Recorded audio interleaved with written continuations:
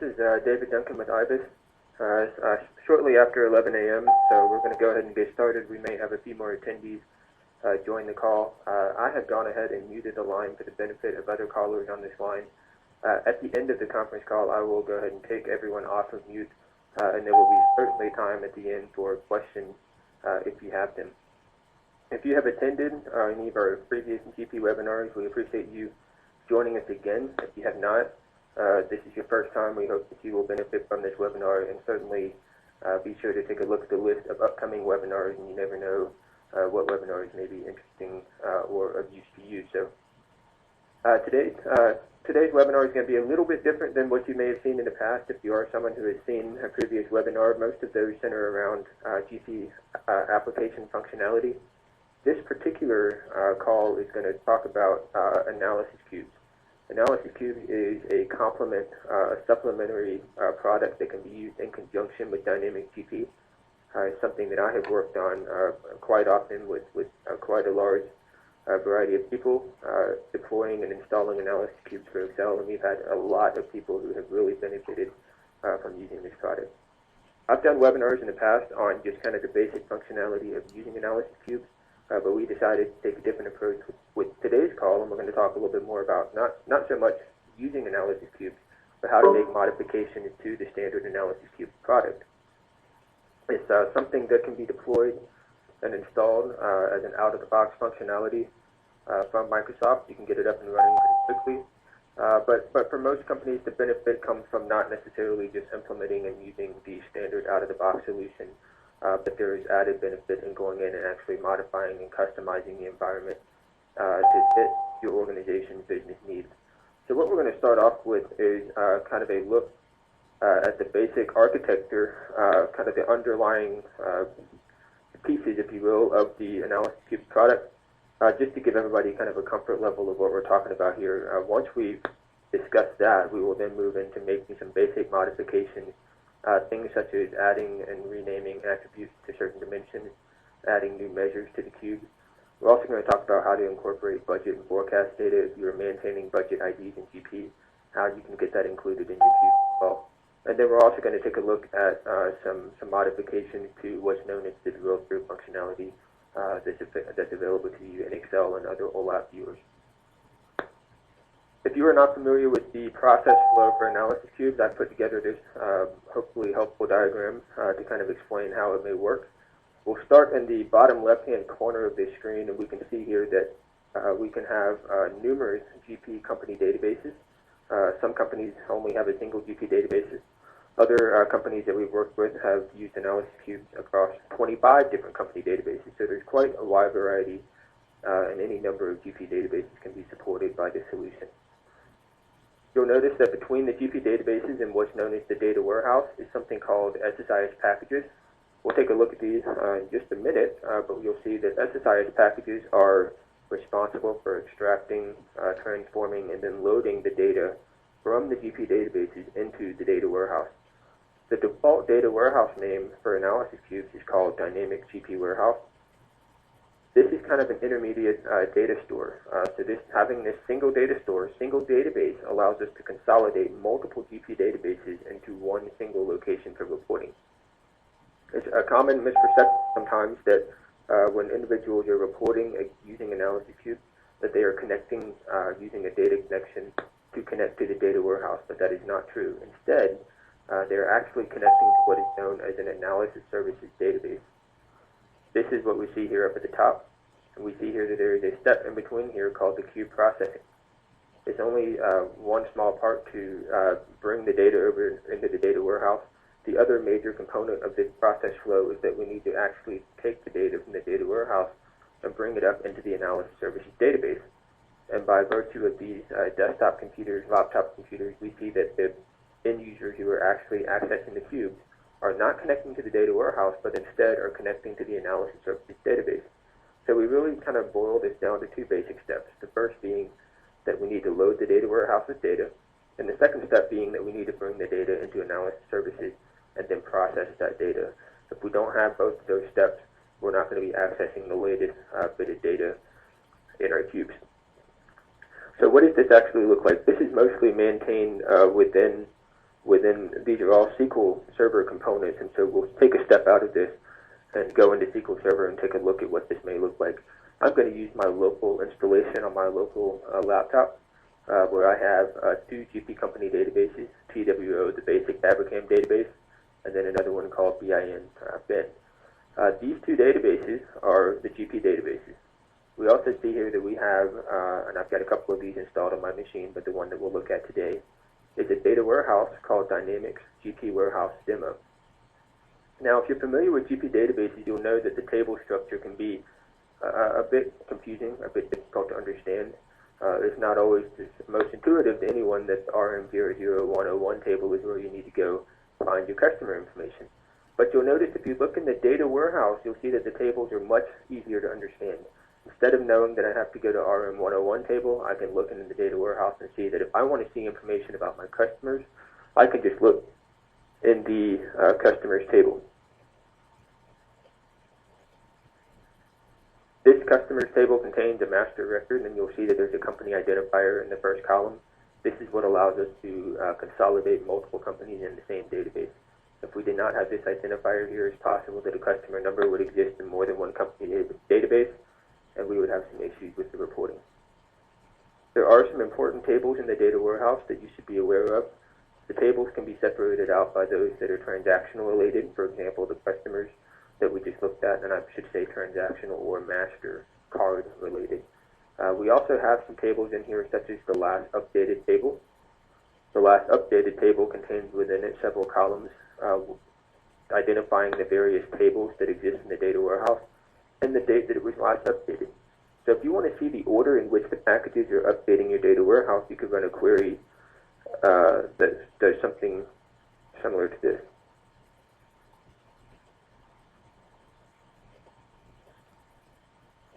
That query allows us to see the order in which the packages are going through and loading each of the individual tables. We also have another important table in the data warehouse called system version. System version shows you a list of all the companies that are included in your installation. They also show you the values of your source database server and your data warehouse server, as well as your source database server for the GP databases. So we can use these two tables kind of to get a little bit more information about the environment that we're working with. The next logical question is, how do those tables get loaded? And we can go to integration services to see a little bit more about that. I've opened up my integration services instance here, and I can see that anytime I do an install, it creates a folder with the data warehouse name. The packages that are used to load the data warehouse run in what is known as a master package configuration, or in other terms, a parent-child configuration. You see that there are quite a few individual load packages that have names corresponding to the individual tables that we saw in the data warehouse. For example, I see an individual load package for the customers table. This individual load package is what's responsible for putting the information that we see in this table when we run this query. However, it's not possible to run an individual load package by itself. If I were to try to run this package by itself, it would error out. The reason for that is because the individual load packages that we see here have information pertaining to the connection to the server that contains the GP databases. However, they do not have the variable populated for the actual GP database. Running this individual package means that it has no idea what GP database it needs to run against. The way that we ensure that this package knows to run against the TWO database is, we can see down here at the bottom there's a package that ends with package_master, and it has the company identifier in it. If I were to execute this package, that package contains within it a series of about 25 individual SSIS package execution steps that basically goes through the list of these individual packages and executes them one by one. This package has a parent variable in it, a package variable in it for TWO, and it passes down that TWO variable to all the individual load packages so that it will know what GP database it should run against. So instead of running these individual load packages, you should always attempt to run the package master. There's two other packages here, one for budgets for analytical accounting, and the other for general ledger budgets. We'll come back and look at this one in a bit. You should also take note of this package right here that has the OLAP, online analytical processing. I told you earlier that there's two basic steps to running the cube job. The first is to load the data warehouse, which is what we just saw with the package master. The second is to bring the data into analysis services and process that data. that is accomplished by running this package. So this package should always be run after the package master, budget master packages have run. The other component that we want to look at when we talk about the cubes is the analysis service database. We can get to that by connecting to analysis services. And you'll notice under databases, I've got a few of these as well, but you'll notice that I've created one called Dynamic GP Analysis Cubes Demo. If I open this up, I can see in here, I've got some different things in here that let me see some of the data. I don't particularly spend a lot of time working with analysis services databases in Management Studio. Instead, we'll use a tool that we'll look at in just a minute called Business Intelligence Development Studio, or BID for short. One thing I do want to show you about this is an actual database that can be treated just like any of these other databases that we see in the database engine. It's very common for people to be backing up all of their databases found under the database engine instance of SQL Server, but it's not so common to see that people are making backups of their analysis services databases. It's possible, and it's recommended before you do any of the work that we're going to talk about today, that you consider backing up your analysis services database. The backup procedure is very similar to backing up, for example, your GP company databases. The only difference is that you need to connect to analysis services instead of database engine to do that.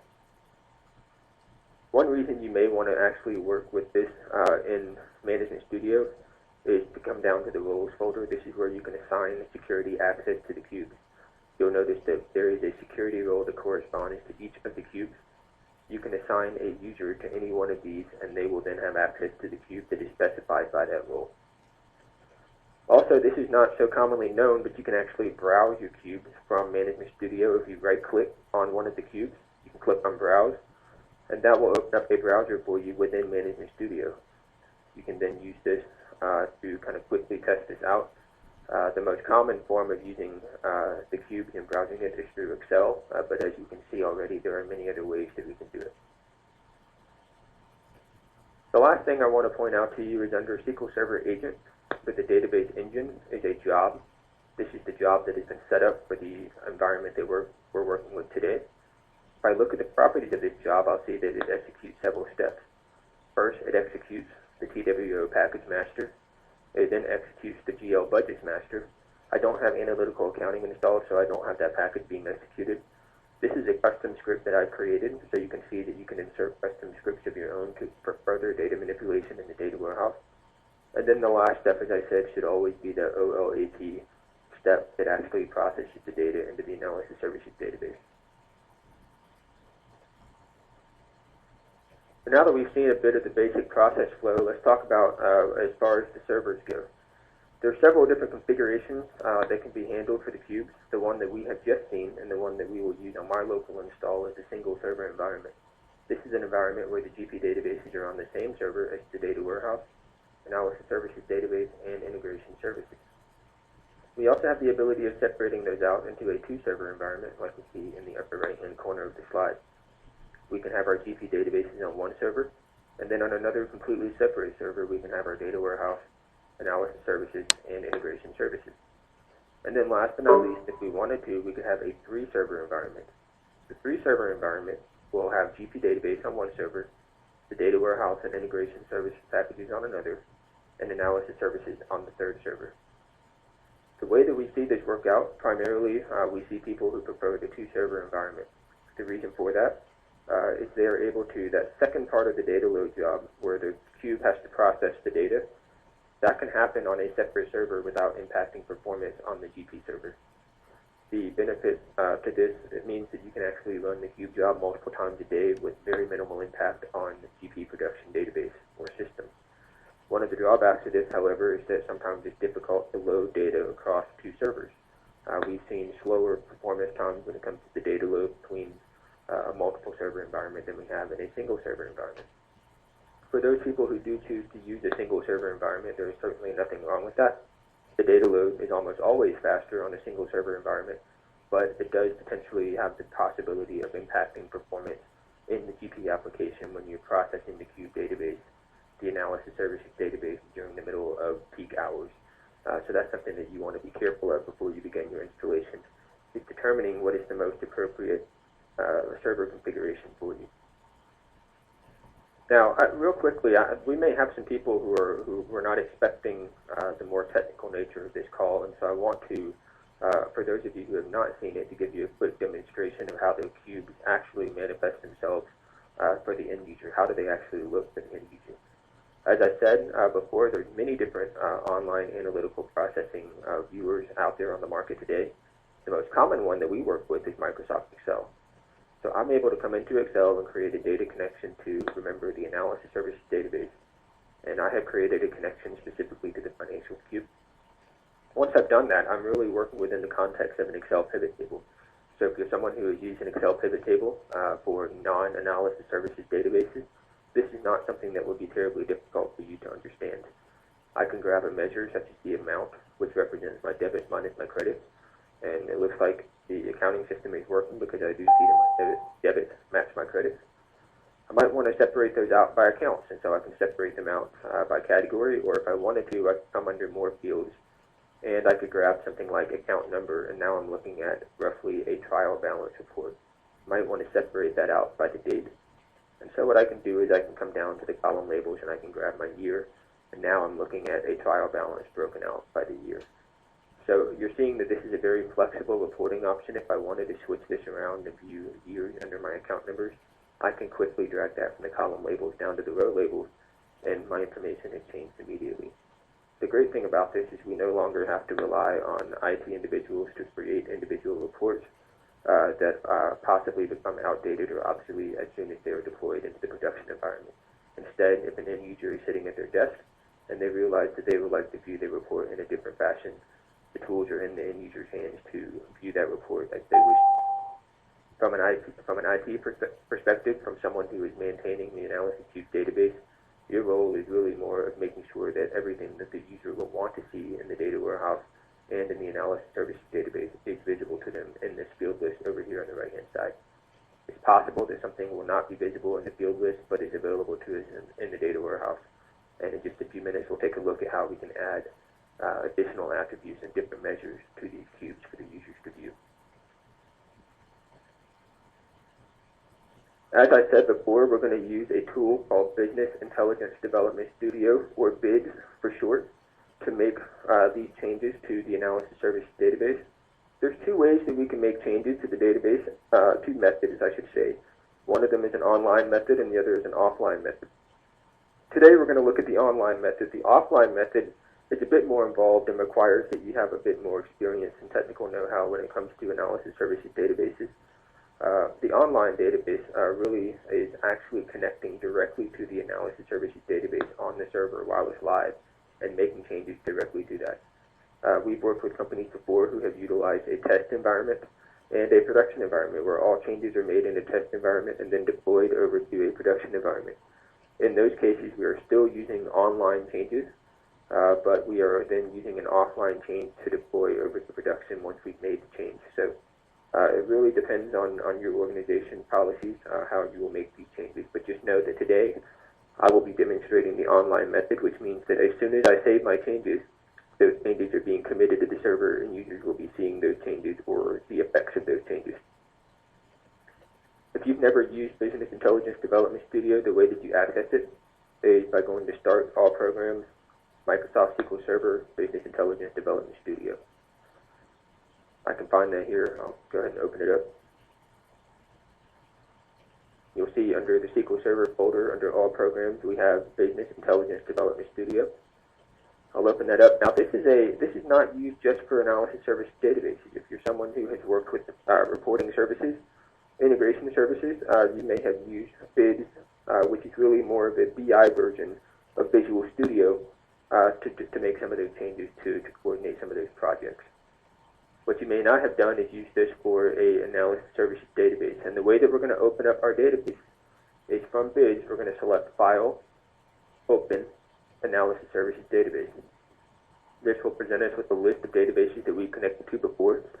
Or if we're doing this for the first time or from a new location, we may have to key this in ourselves.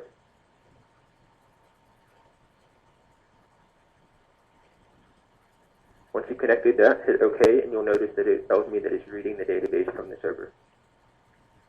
Again, it used to be very careful when working in this mode. If you make any changes and you save them, it's possible that those changes are changes that will require reprocessing of the cubes, that final step of the data load job, before the users can view that cube again. So some of these changes, I'll let you know what level of processing is required after the change, but I do want you to be aware that you can't just come in here and start making changes and not expect to hear from your users that the cubes are no longer available for use.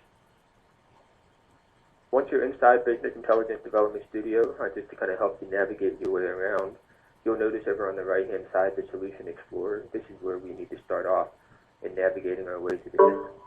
If you can't see this from the beginning, you can click on View, Solution Explorer, and that will allow you to open this window. The first thing you'll notice is a data source. We can have multiple data sources, so in this case, we have a single data source that is connecting us to the dynamic GP warehouse demo data warehouse that I showed you. If we had multiple data warehouses, however, we could create multiple data sources, one for each data warehouse. Those data sources are brought together in what is known as a data source view. And if I open this data source view, by default, it's going to put me into a specific diagram for the analytical accounting budget table. You'll want to, in the upper left-hand corner in the diagram organizer, to click at the top, All Tables. This shows you all the tables in the data source view. Not necessarily all the tables in the data warehouse, but all the tables that are in the data source view that are being utilized by this analysis services database.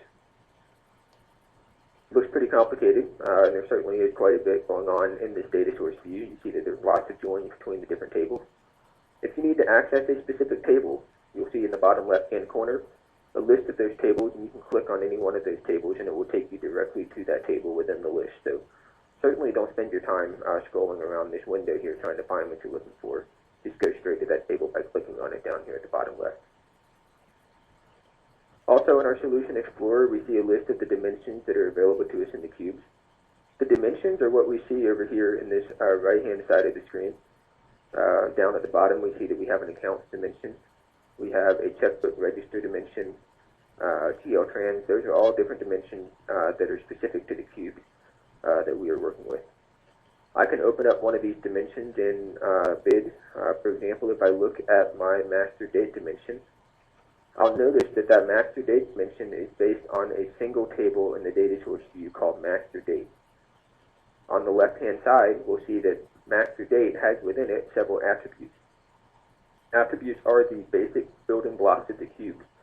These are what we use to slice our data values into more meaningful values. When I just dropped in that amount of GL trends in my report, it didn't make any sense to me until I added additional attributes such as the year or the account number that allowed me to break down those debits minus credits for a specific account for a specific year. You'll notice that there's 4 attributes here, but you'll notice that there's quite a few different fields listed in this table. Every one of these fields in this table has the potential to be an attribute in this dimension.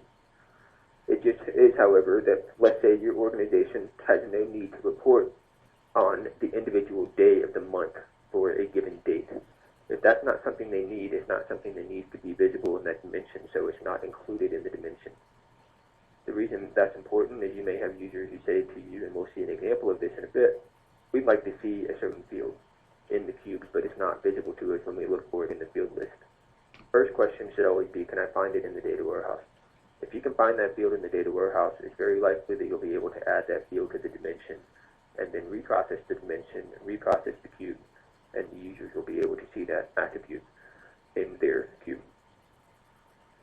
We also have within a dimension what's called a hierarchy. A hierarchy is a collection of similar attributes that can be ordered in a natural way. For example, under the date hierarchy, we see the year, the quarter, the month, and the day. That's a logical way that we might want to see our data, so we can use that to view that data in that manner. We also have cubes visible to us, and there's a couple of things going on within the cubes if I double click on them. First, we'll notice that we have our measure groups over here on the left-hand side. These measure groups correspond to what I saw in the previous window in Excel. At the top of this window, I have my bank trends measure group, my GL multidimensional analysis, and my GL trends measure group. If I want to add additional measures, and we'll look at this in just a minute, this is where I would add them. Down here at the bottom left, this shows me a list of all the dimensions that are assigned to this cube. A cube is essentially a place where we can bring together the dimensions, those attributes that are going to slice our numbers. and we can bring those together with the actual values, and we can say this is how we're going to break these numbers down. The dimension usage tab is where we make the connection between a dimension and a measure group. For example, if I look at my master date dimension, I look at my master date key, I can see that the connection between the master date dimension and the GL trans dimension is from full date, the full date column from master date, to the transaction date of the measure group column. If we had a measure group column or measure group table that contained two different date columns, a common example of that would be an individual document has a document date and a posting date. We may want to change how the numbers are going to be bucketed when we use the master date dimension. For example, if this showed document date and we pulled the master date year into the cubes, into our report, we would be seeing numbers based on the document date of individual transactions. If we wanted to view those by posting date instead, we could come into the cube, into the dimension usage tab, and we could change it to posting date.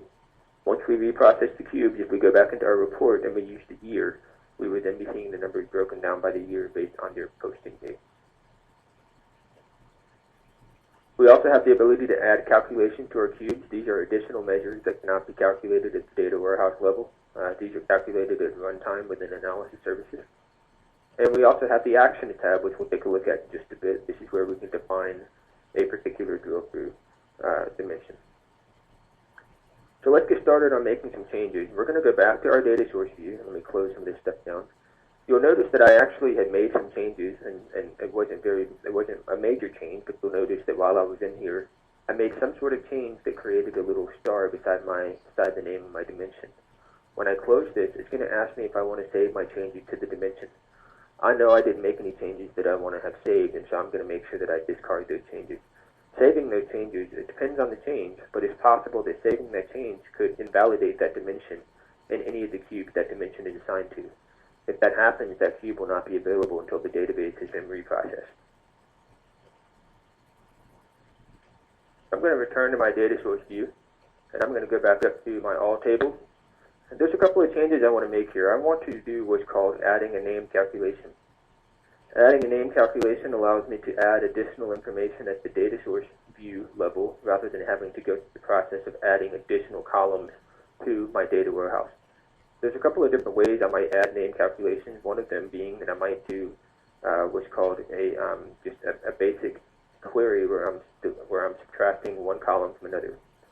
If I look at my GL transaction table, I'll notice that the GL transaction table has a column here called unit account debit and another one called unit account credit. I might want to have a measure that shows me the difference between those two fields. And so what I can do is I can come in here and create a new name calculation, and I'm going to call it unit ACC amount. Now what I'm going to do is I've gone ahead and created a calculation here called unit account debit minus unit account credit. And essentially what I'm doing is I'm telling the cube that when you use this measure, it should be the difference between those two columns. I'll hit OK. And it's usually going to ask you for a user ID and password to connect to the database. When you went through the install, you were asked at the time of the install to create a SQL login called the dynamic user account. This is automatically created by the install. It's not something you can change. What you can change, however, is what the password for that SQL login will be.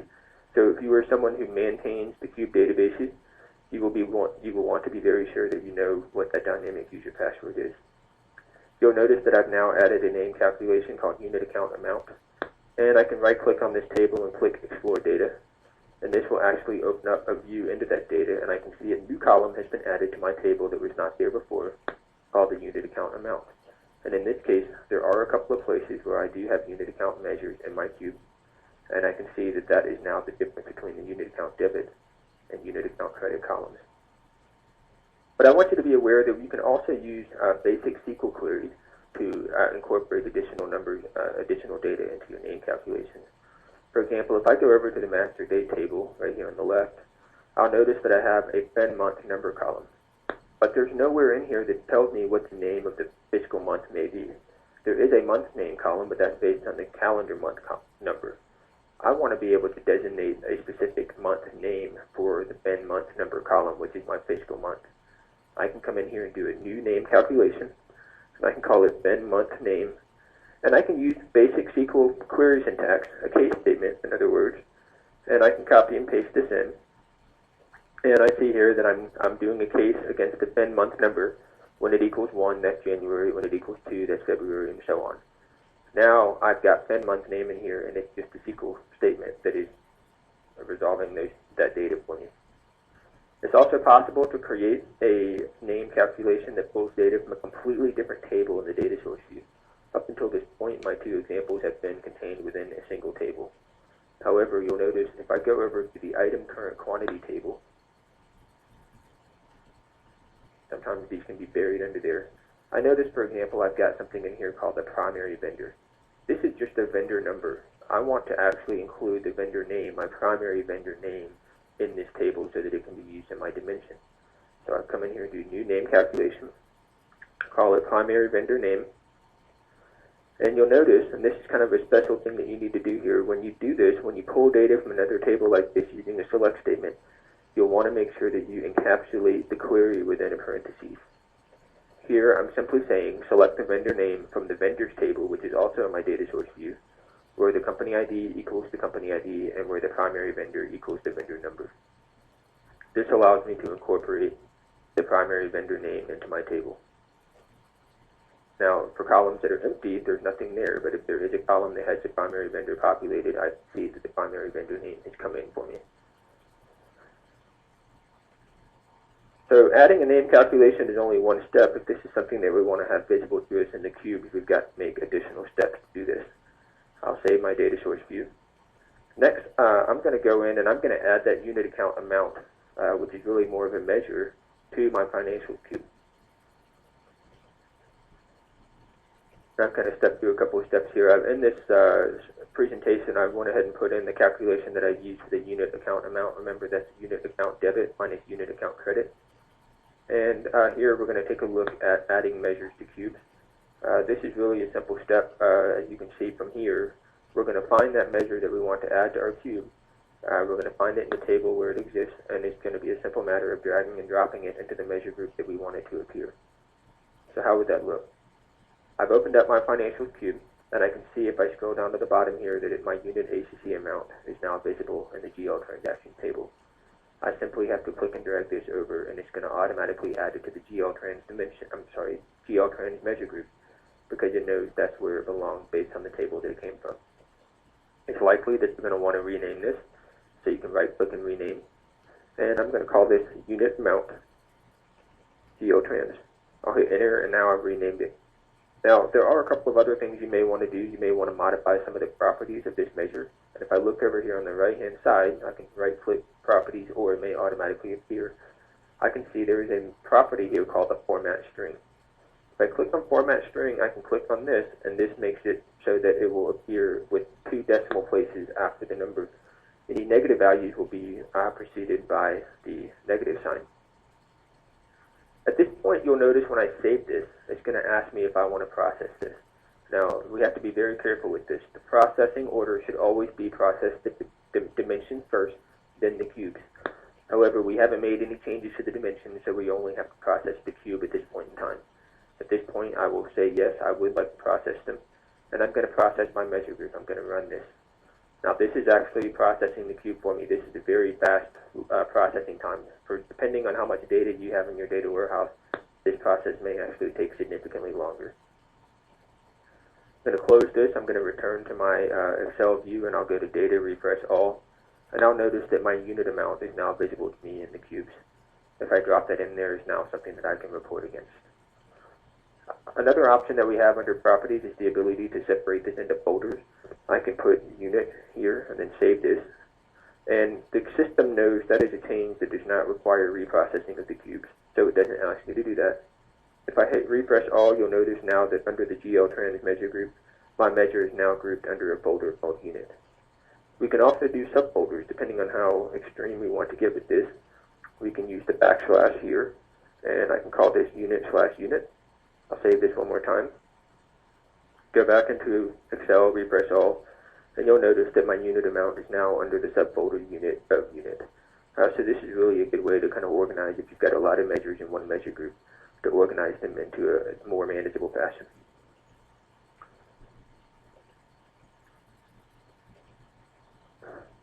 Another Another thing that you may want to do, I'm going to go back and I'm going to go take a look at the financials measure group, but we'll see in there that there is a measure called budget. Budget data will not populate until you've specifically gone in and designated a specific budget to populate in your cubes. The process for doing this is like this. You need to make sure that you run the data load job at least one time. I showed you earlier when we were talking about integration services that your GL budgets package should be included as part of the job. If you've never run that because you haven't been utilizing the budget information, make sure that you go run it one time. That will populate the GL budget setup table in your data warehouse with budget values from GP. At that point, it's a matter of going into that table and changing the budget column to say either budget or forecast, depending on which measure you want it to populate. And you also need to change the use for reporting column to yes for any budget or forecast that should be populated. The restriction on this is that you can only have one budget or forecast per company and fiscal year. So you'll see an example of this. We'll pop open into Management Studio and take a look. But before we do that, notice here I've got a budget GL trend measure. I'm also going to come in here and you'll find that there is another measure in here called forecast.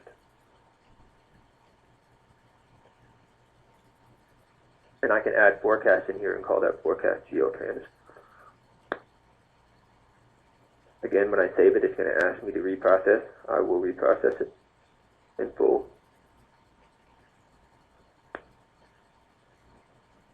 And note, once I made that change, once I added forecast and I hit save, the financials cube was rendered unavailable. So anybody trying to access the cube at that time would not be able to access it. So it's very important that after you make the change that you reprocess the cubes to make it visible again. Now, if I go into my data warehouse, I'll notice there's a table here called GL budget setup. I'm just going to edit the top 200 rows. You could write an update statement to do what we're about to achieve here. But essentially, after I ran the GL budget master package, it populated this table with the list of budget IDs in GP. Each budget ID has a company identifier and the fiscal year that the budget ID has been set up for. At this point, I can come in here and I can say, well, this is a budget value, this is a budget value, but this is a forecast value. By putting this in here, I'm saying that any measures from budget 2005 should populate in the budget measure group. If any of these come from budget 4, they should populate in the forecast measure, which is the one that I have just added right here. So these are two separate measures. So really, you can actually be setting up budget and forecast as budgets in GP and then utilizing them in the cubes. The last step that you need to make sure you do is come into the use for reporting column and set the value to yes. As part of our installation, we typically will go through and review with you what budget IDs need to be included in the cube. This is something that we also recommend that you review at least once a year after your budget process has been completed and budgets have been loaded into GP. Someone who has access to the data warehouse will need to come in and need to make sure that the new budgets, which will be added at the bottom of this list, have been designated as a budget or a forecast and that they should be used for reporting.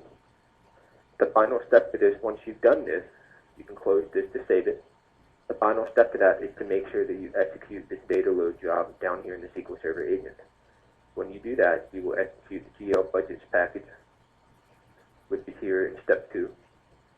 And this will reference that GL budget setup table to determine which budgets in GP should populate in the budget and forecast columns of the GL transaction table. So again, that's something I recommend that you utilize and take a look at that periodically. If you change a budget ID and you want to see that new budget information in GP, you need to make sure you come back in here and remove the existing budget and replace it with the new one. Next, one of the most common requests that we get is for adding attributes to a cube. This is something I've alluded to already to some degree. Users may report that they want to see a certain attribute, but they cannot find it in the cube. When they're in Excel and they're in the field list on the right-hand side, they look under customers and maybe they're looking for user-defined field 1 or user-defined field 2. They expect to see it, but they don't see it. The question then becomes, is that value available to us in the data warehouse and it just needs to be added to the analysis services database? In most cases, the answer will be yes, and it's just a matter of going into the data warehouse and analysis services and bids and adding that attribute to the dimension.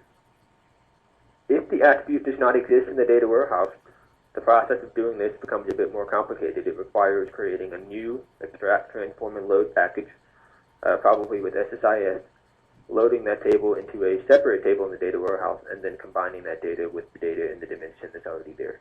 I'm not going to go through the details of that process, but it is something that requires a bit more work.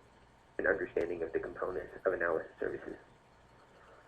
So let's say that our user has requested that the user-defined fields be added to the customer's dimension. These are the user-defined fields that we expect to see when we go under cards, sales, customer. Maybe we've got here user-defined 1 and user-defined 2. In this case, I've renamed my user-defined field in GP as type. And so instead of, there's a couple of things I'm going to do here. I'm going to go down into the customers table. I've opened my customers dimension. And I'm going to look for the user-defined 1 and user-defined 2, and I see them right here. I can use the Shift key or the Control key to select both of them, and now I can drag them over. I have now added these attributes to my dimension. However, there's a few other steps I need to follow. I could just leave this as user-defined 1. I could process my dimension, process my cube, and tell my user to go find the attribute called user-def1 in the cube. However, it's likely that the user understands this more as type, not user-defined 1. So what I could do is I could rename this. I could call this type-user-def1. That indicates to whoever's looking at this that this is the value coming from the user-defined 1 on the customer card for the customer. However, for someone who's actually used to using that field, they recommend and they see it as type, and that's what they're familiar with using it as. So I've renamed that as type. Now, this is where we have to be very careful. Once I hit save, notice it's going to tell me these are the following objects that need to be reprocessed. At this point, by virtue of hitting the save button, if I come into the sales cube and I try to refresh this, it's going to tell me that I'm not able to see the cubes. So when I come in here and do yes, saved it. It tells me that Excel cannot find OLAP cube sales. The reason for that is because I have made a change that requires reprocessing of either a dimension or a partition within that cube. If that's the case, I won't be able to see the cube again until I've reprocessed it completely. Don't be fooled by this demo in that we are using a very limited data set and that it only takes us a couple of seconds to reprocess. Some companies, they have multiple company databases and thousands and millions of records in their data warehouse. This process may actually take a bit longer, so it's recommended that you might do something like this after hours where you're not impacting other users or agreeing with your users that certain times of the day will be used to make cube changes. Now this is one of the things that I'm not a big fan of when it comes to bids. You remember when I hit the save button, it told me that I needed to reprocess certain objects. The processing order for you should always be to process the dimension first, then process the cube. A lot of times the suggestion that bids will make to you for what needs to process is correct in telling you what needs to be processed, but it's not correct in telling you the order in which they need to be processed. I can tell you that it might work, but chances are likely that it won't work. If I were to hit the run button right now and process the cube simultaneously with the customer's dimension, it's going to fail. My recommendation for you is to look at the suggestions that tells you what to process, but then remove the cubes from the processing. So I'm going to come in here and I'm going to hit remove, so that I'm only going to process the dimension that I've changed. Run that, and you'll notice that it's adding attributes from the user-def2 attributes, and you're going to want to make sure that you run the dimension by itself. If you've made changes to multiple dimensions, it's okay to process all the dimensions simultaneously. Once you process this, make sure you process the sales cube as well. You'll notice still, if I click on the sales cube, click on browser, it tells me that the cube cannot be browsed, and the reason for that is because I processed a dimension as part of that cube. You will want to make sure that you process any cube that has the customer's dimension part of it, because we've made a change to that dimension. So I'm going to process the sales cube. And that was a quick change as well. Now when I go back to my browser and try to reload it, I can view my cube data. If I go down to customers, I can see my new attributes have been added here. So now I can pull in base quantity sold, and I can do it based on my user-defined 1 type, the values out of the user-defined 1 field. So these are all important steps. The most important piece to that, I can't reiterate this enough, is to make sure that you process the dimension by itself, then process full on the cubes that contain the modified dimension. You also need to be careful. You'll notice that when I was in bids and I made the change in customers, the customers table is linked to several other tables. My recommendation, until you learn a little bit more about how the architecture of the analysis services works, is to only add attributes from the main dimension table. It is possible that you can go in here and I can add salesperson name to the customer's dimension. However, if I look under customers and the properties of the customer's dimension, I'll see that the base table is the customer's table. I want to make sure that I use attributes from the customer's table, but it's possible that I can run into an issue with an attribute key not found error message if I were processing this dimension and the salesperson ID existed in the customer's table but did not salesperson table. One other point to make, if underlying data has changed, let's say that you run the data warehouse and you repopulate the customer's table, but you don't make any structural changes, you don't add any attributes, you don't add any measures, you would only need to run a process update on the cubes. You'll notice here it says process update instead of process full. Process full is required when you make structural changes to the database. Process update is not. It's only required when you have not made structural changes. If you do a process update, you will not have to reprocess the cubes after the fact. A couple of other things that we'll look at before we wrap this up. We'll look at modifying the drill-through dimensions. If I open up here, we'll look at modifying drill-throughs. This is where we could add attributes to a drill-through dimension in the order of the appearance that we want to see it in the drill-through. Now, what do I mean by the drill-through? If I come into Excel, hopefully, if I can refresh this, I see that my cube data is visible again. If I wanted to see, for example, the dimension, the document number that is generating the base quantity sold, that is not something that's visible to me in the pending sales dimension. That is a very low level of detail. I am aggregating the value of this analysis cube and the value of pivot tables is that it allows us to aggregate data at high levels. In this case, a document number is a very low level of detail, and we may not want to get to such a low level of detail and have that visible in the cube. That kind of defeats the purpose of using the cube. You may be better off using a smart list or some other kind of report to get to that low level of detail.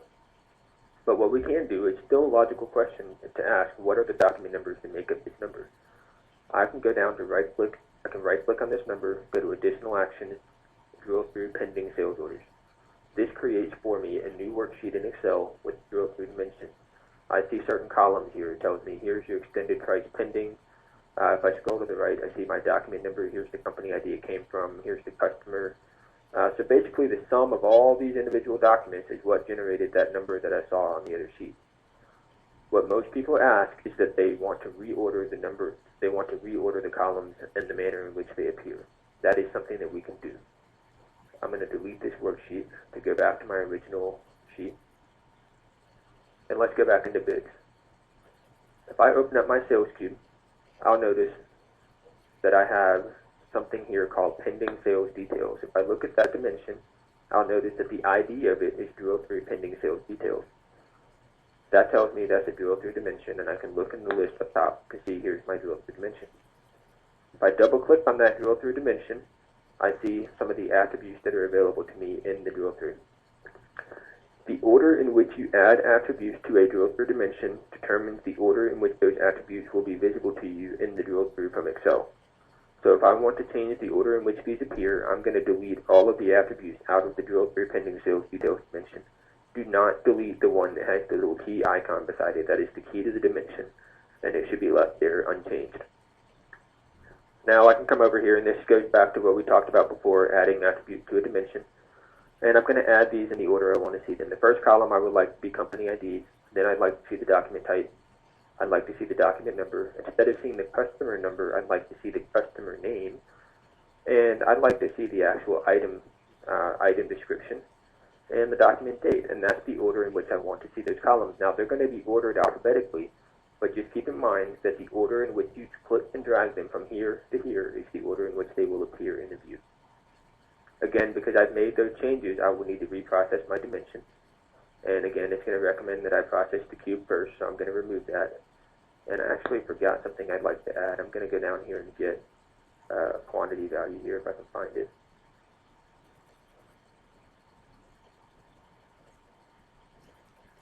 I'm going to get my quantity and base amount. I'm going to put that in here as well. At this point, I'm going to process my dimension. And next step is to go, I need to process my sales cube, but before I do that, I'm going to go into the sales cube, and I'm going to click on the Actions tab. You'll notice that I have a drill through here called Pending Sales Orders, and that's what I saw when I right-clicked on Additional Actions. I saw the words Drill Through Pending Sales Orders.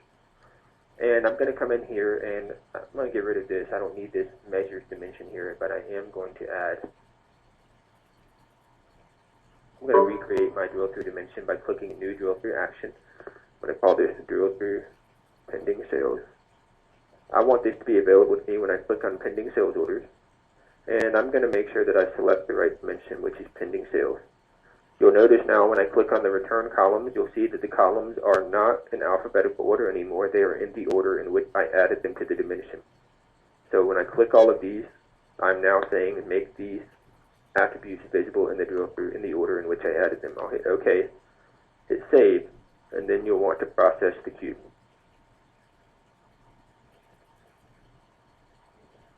Once you process the cube, if I come back in here, go back to Excel, hit Data, Refresh All. I'm going to right-click Additional Actions, Drill Through Pending Sales, and now my columns are in the order in which I added them to my attributes. I've also gotten rid of some of the extra clutter that was in there, and now if I wanted to tell what numbers make up, what document numbers make up this base quantity sold for the year 2017, I now have that information at my fingertips, and I can actually use this to distribute to other people who may need to see that information. So to kind of reiterate that, document number is a very low level of detail, and it's not one that you necessarily want to immediately put into the cube for use within the actual pivot table. That kind of defeats the purpose of the summary aggregations that are available to you in pivot tables. And so my recommendation is always to see if something that low level of detail can be included in the drill through dimension instead.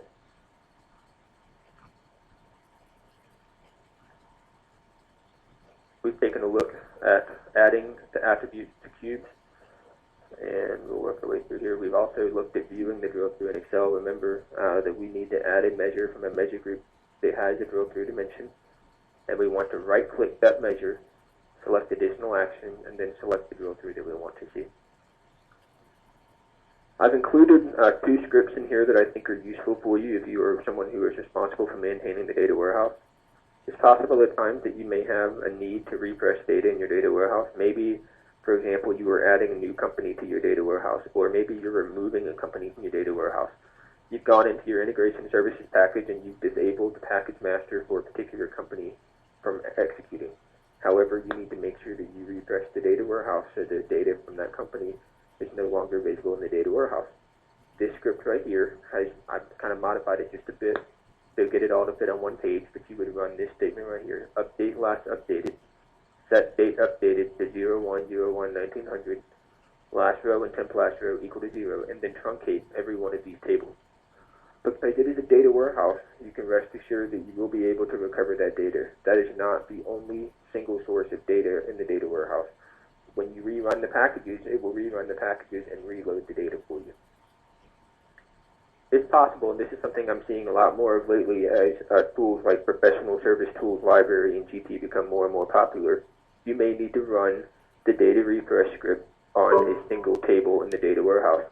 For example, if you were using the account combiner tool from Professional Service Tools Library, where you are combining different account numbers into one account number, you definitely need to make sure that you update the data warehouse so that it knows to make those changes. You can make those changes by doing date last updated, setting that date updated, and make sure that you only update the tables that you want to change. In this case, we're only updating the GL transaction tables and the GL account masters table, and then we're deleting them. By doing this, we're indicating the next time the data load occurs, it's going to look here and it's going to see that no data has been loaded in the GL transaction table, and it's going to attempt to reload the data from GP in its entirety. The data load itself is, in many cases, an incremental data load. So by doing this, we're basically telling the cube this should not be incrementally loaded, this should be loaded in its entirety. And we truncated the table to ensure that it's okay for us to load all that data in its entirety. This script can be modified. For example, if you use the customer combiner, you can modify this to update last updated, where table name is in customers, sales detail, and pending sales orders. And then make sure that you truncate the customers table, the sales detail table, and the pending sales orders table. The format of that process should remain the same, however. If you're interested in learning more about what we've covered today, and that kind of wraps up what I wanted to cover with you, feel free to check out Chapters 6 and 7 of the Microsoft Dynamics GP 2010 reporting book, that is available online at packtpub, at packtpub.com under Microsoft Dynamics GP 2010 Reporting Book. This is the book that Chris Liley, another coworker of mine, and I have gotten together and written and published. This book covers all the different reporting tools that are available to you for GP. And because we recognized that there was a lack of documentation on making changes to analysis cubes when it comes to GP, we wanted to make sure that we covered those adequately in chapters 6 and 7. And so you'll see a lot of the subject matter that we covered today is covered in far greater detail in that book. So if you haven't checked it out, I would certainly recommend and appreciate it if you would check it out on packtpub.com. If you have any additional questions after this call, I'm going to unmute the line in just a second here, but I do want to remind you that we do have an email address, info@ibis.com. If you have any questions about what we've covered in the webinar, or you just have any questions, period, feel free to email those to info@ibis.com, and we'll make sure that you get the answers that you need. Again, thank you for your time today.